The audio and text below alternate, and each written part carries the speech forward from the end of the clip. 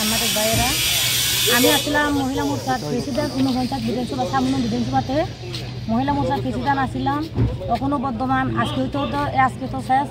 আর মণ্ডলের সদস্য আমি অনেক দুঃখের কারণে আমি আজকে মহারাজার হাত ধরে আজকে ত্রিপুরা মাতাতে জয়েন করেছিলাম।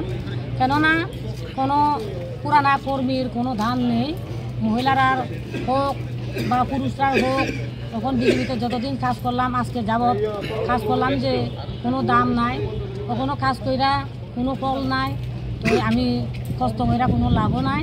দিল্লি আমার লাভের লাগি না, কিন্তু জনগণের লাগে, জনগণের রাস্তা পথ বা রাস্তা জল এই সমস্ত নিয়ে অন্য তবু আমার অসুবিধার কারণে, শুধু একজনের না সবের গ্রামের অসুবিধার কারণে আজকে মহারাজার হাত ধরে আমি ত্রিপুরা মাতাতে জয়েন করলাম।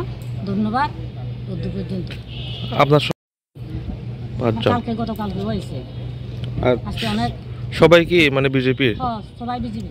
কোনো পদে আসেননি? আছে ওই তো মন্ডল প্রেসিডেন্ট। আপনার সঙ্গে যে আজকে জয়েন করছেন আমরা লোকে মহিলা মোর্চার এই 1 বুথ 10 মেম্বার প্রেসিডেন্ট। সামনে তো এডিসি ইলেকশন, আপনারা বিজেপি ছেড়ে ত্রিপুরা মাতাতে এসেছেন, কি মানে কি আশাবাদী বলতে ত্রিপুরা মাতার জয় হবে।